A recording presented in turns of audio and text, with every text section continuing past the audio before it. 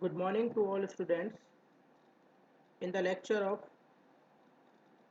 heat transfer, in this particular unit, the topic of discussion is 1D radial conduction through a cylinder. Dear students, in this topic,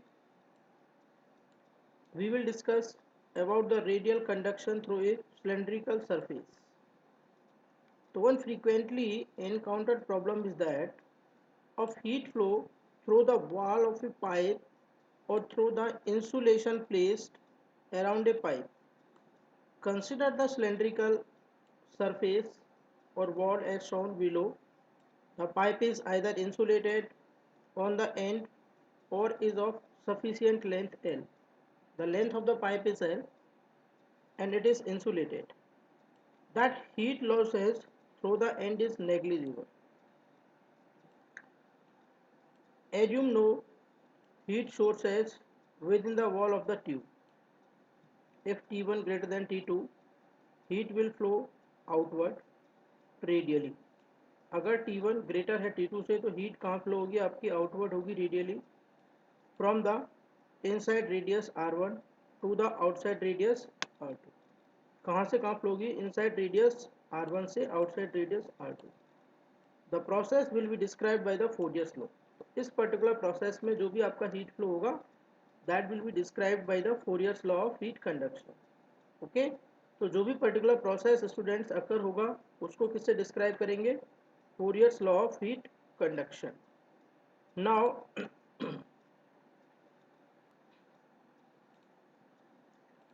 now if we go further, students, as see you are seeing in this diagram, this is a cylindrical surface whose inner radius this is R1. यानी कि R1 is the inner radius of this surface. This one. Okay, students. This one.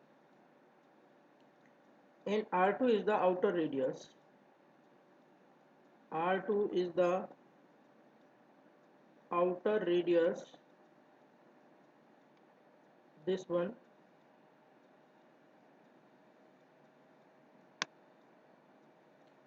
let the T1 is the temperature of the surface and T2 is the temperature of this surface and L is the length of the pipe. Pipe की जो length है वो L है. T1 इस surface का temperature है, T2 इस surface का temperature. Okay students, now the heat will transfer from this side to outer side. This is Q. Then this Q will be find out with the help of Fourier's law of heat conduction. Okay students, when we apply the Fourier's law of heat conduction, then what will happen and how we will calculate. So this is the differential equation of heat diffusion,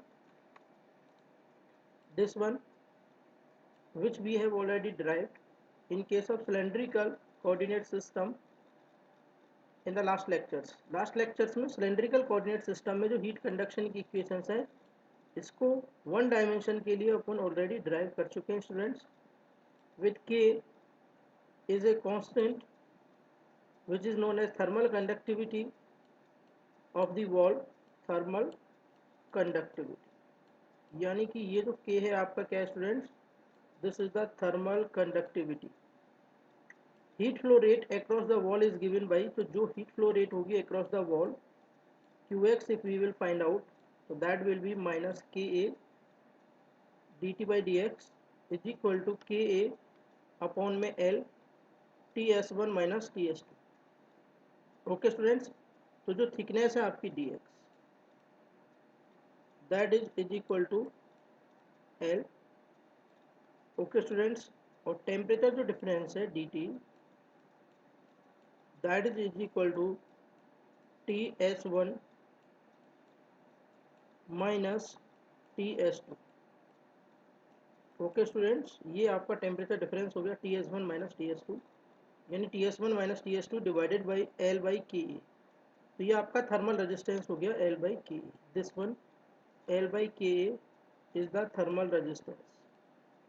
okay students, now the thermal resistance in this case can be expressed as इस particular case में जो thermal resistance आएगा, अगर there is a wall, rectangular wall, तो उस cases में क्या आता है, L/K, but it is a cylindrical surface, then this thermal resistance is represented by this RTH। इसका डेरिवेशन है कंप्लीट, बट अगर आप डायरेक्टली इसको मेमोराइज रखेंगे तो आपका काम हो जाएगा, need not to be know the particular derivations.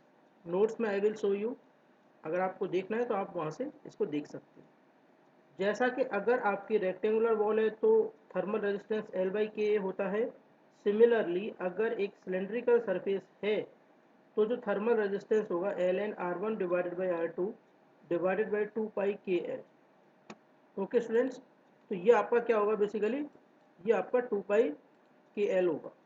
यानी यहाँ पर ये जो सॉल्यूशन है आपका L1 ln R1 by R2 2πKL, where R1 you know very well, R1 क्या है आपका, ठीक है, R1 is the inside radius, R2 is the outside radius, K is the thermal conductivity, L is the length. Okay students, तो this is the composite cylindrical wall.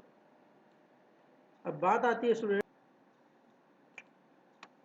है students कि अगर wall कैसी आपकी कंपोजिट सिलेंड्रिकल वॉल है, ठीक है, जैसा कि आप नीचे शो कर रहे हैं, इसको इस डायग्राम में देखते हैं स्टूडेंट्स कि अगर कंपोजिट सिलेंड्रिकल वॉल है, suppose this is radius R3, this is radius R2 and this is radius R1। ये इसकी थर्मल कंडक्टिविटी K1 है, इसकी थर्मल कंडक्टिविटी K2 है, ठीक है स्टूडेंट्स। ये आउटर जो रीजन है उसमें हीट कन्वेक्टिव कोफिशिएंट कितना है, H1, यहाँ पर टेम्परेचर कितना है, T इनफाइनाइट 1, और यहाँ पर टेम्परेचर कितना है, T इनफाइनाइट 2। तो स्टूडेंट्स जो भी हीट आपकी इनफ्लो होगी with in the particular system, जो यहाँ से आपकी इनफ्लो आएगी यहाँ पर, ठीक है, तो ये T इनफाइनाइट 1 और ये क्या आपका T infinite 2। Okay students,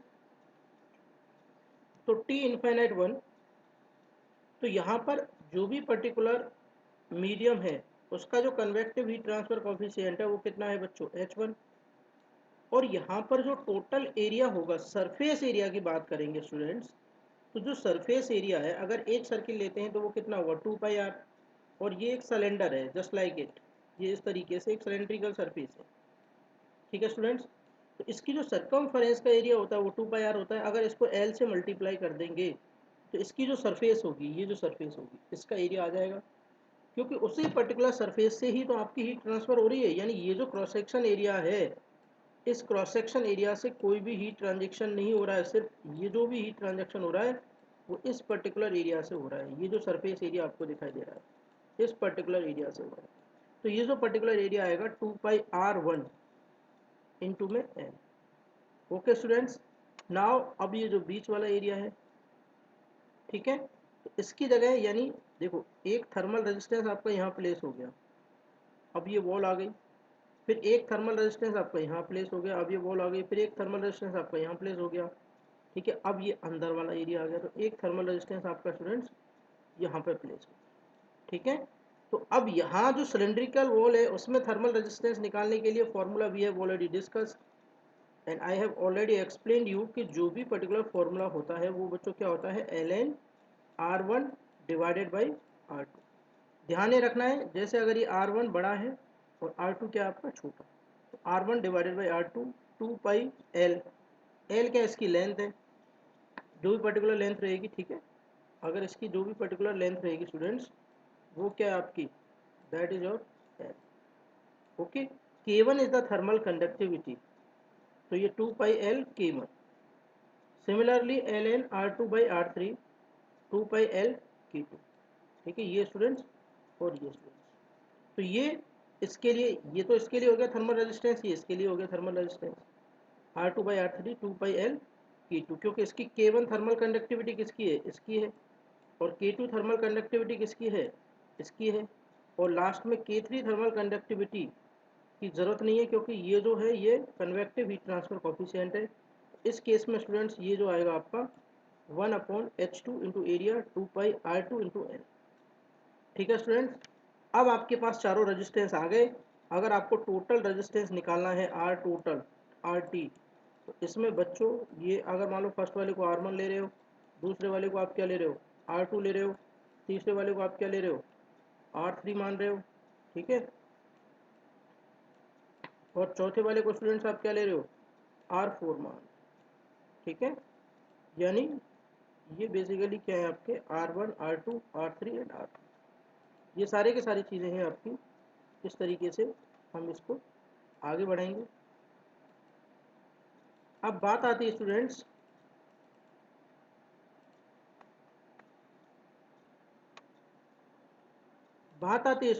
critical insulation thickness, कि भाई जो क्रिटिकल इंसुलेशन की थिकनेस आपकी क्या होगी।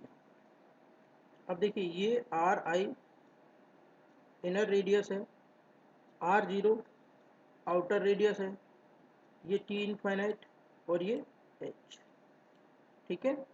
टी इनफाइनाइट यहाँ का टेम्परेचर है, H convective heat transfer coefficient है आउटर का। तो अगर इस केसेस में thermal resistance, total resistance find out करते हैं स्टूडेंट्स, तो टोटल रेजिस्टेंस स्टूडेंट्स क्या होगा, वही R0 डिवाइडेड बाई RI। अगर बाहर वाले को काउंट करते हैं, अंदर वाले को काउंट नहीं करते हैं, तो देखो एक तो ये थर्मल रेजिस्टेंस इसके बीच में आपको दिखाई दे रहा है ये वाला, और एक यहाँ पर जो आउटर में आएगा, ठीक है। तो दो थर्मल रेजिस्टेंस हो जाएंगे बीच में। तो इस वाले का जो थर्मल रेजिस्टेंस आएगा स्टूडेंट्स, वो आपको पता ही है, ln R0 divided by RI, ln R0 divided by RI 2 pi K into में L, ओके। K क्या है, इसकी थर्मल कंडक्टिविटी। अब जो आउटर है, ये वाला जो एरिया है, उसमें जो आपका थर्मल रेजिस्टेंस स्टूडेंट्स आएगा वो 1/H इंटू ए, 1/H इंटू में एरिया, इस तरीके से आ जाएगा बच्चों। तो 1/H इंटू ए, तो 1/2 पाई R0 into L into H, 1/2 पाई R0 इंटू में L इंटू H। तो इंसुलेशन थिकनेस, तो स्टूडेंट्स ये टोटल रेजिस्टेंस आपका R टोटल हो गया, ये तो इंटरनल रेजिस्टेंस ये वाला हो गया, और ये बाहर वाला रेजिस्टेंस हो गया। तो यहाँ पर जो इंसुलेशन की थिकनेस है which we are providing over this cylinder, ये जो सिलेंडर है इसके ऊपर एक इंसुलेशन की थिकनेस यहाँ पर अपन प्रोवाइड कर रहे हैं। तो ये इंसुलेशन की जो थिकनेस है स्टूडेंट्स, इस थिकनेस की बात करें तो ये आपकी आती है R0 माइनस RI, ये इंसुलेशन की थिकनेस आ रही है यहाँ पर R0 माइनस RI। तो हमारा ऑब्जेक्टिव ये है स्टूडेंट्स कि जो हीट ट्रांसफ़र है उसको तो क्या करना है, we have to decrease it, और जो थर्मल रेजिस्टेंस है उसको अपने को क्या करना है, उसको इंक्रीज करना है। तो very R0 as R0 increases, जैसे जैसे R0 आपका इंक्रीज करेगा, R0 अगर इंक्रीज करता है स्टूडेंट्स, ठीक है, फर्स्ट टर्म इंक्रीजेस, तो पहला टर्म इंक्रीज करेगा, तो सेकंड टर्म क्या होगा, बेसिकली डिक्रीजेस। तो this is a maximum minimum problem. यानी जब भी आप R0 को क्या करेंगे, इंक्रीज करेंगे, तो पहला टर्म तो इंक्रीज हो रहा है, देखो यहाँ पर वैल्यू ये इंक्रीज, और ये जो टर्म R0 यहाँ पर है तो ये टर्म डिक्रीज होगा। तो ये जो प्रॉब्लम है, this is the problem of maxima and minima. तो इस प्रॉब्लम को सॉल्व करने के लिए we have to apply the maxima minima concept.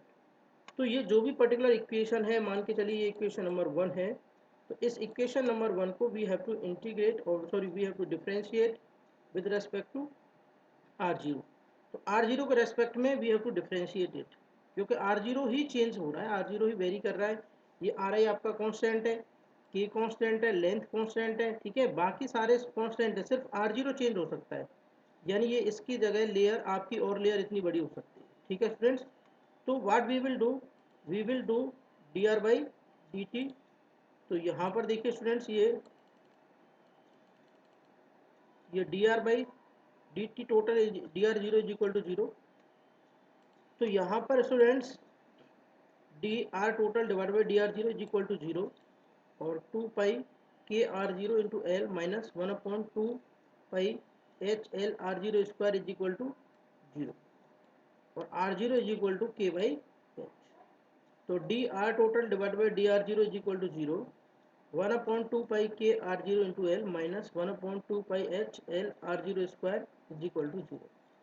एक बार डिफ्रेंशिएट किया, इसको सॉल्व किया, तो जो R0 की वैल्यू आ रही है, यानी जो क्रिटिकल थिकनेस ऑफ इंसुलेशन है R0, that R0 is equal to, that is equal to K upon में H। ओके स्टूडेंट्स, K तो आप know very, you know very well, ठीक है। और h आपको पता है कन्वेक्टिव हीट ट्रांसफर कोफिशिएंट है। तो in order to determine if it is a maxima और minima we make the second derivative zero.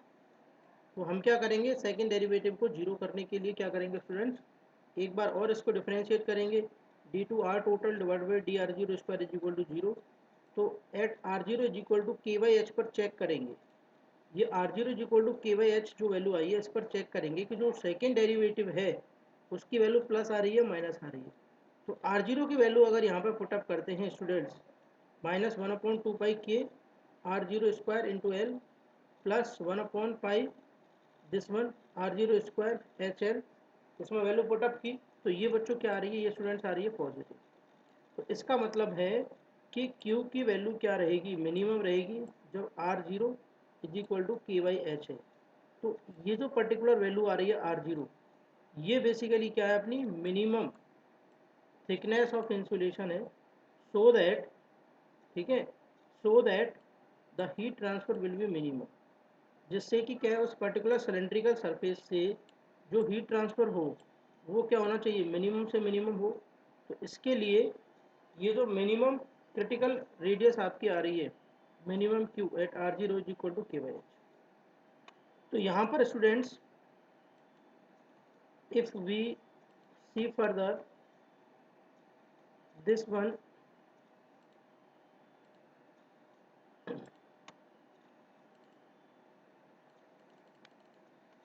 ये आर टोटल इधर आर जीरो और इसको यहाँ पे चेंज करते जाएंगे, गुड फॉर इलेक्ट्रिकल केबल्स। तो ये जो पर्टिकुलर थिकनेस ऑफ इंसुलेशन आ रही है जिस पर टोटल रेजिस्टेंस आपका क्या आ रहा है, मिनिमम आ रहा है, और हीट जो आपकी ट्रांसफ़र हो रही है वो आपकी मिनिमम आ रही है। तो इस पर्टिकुलर रेडियस को क्या बोलेंगे, क्रिटिकल रेडियस।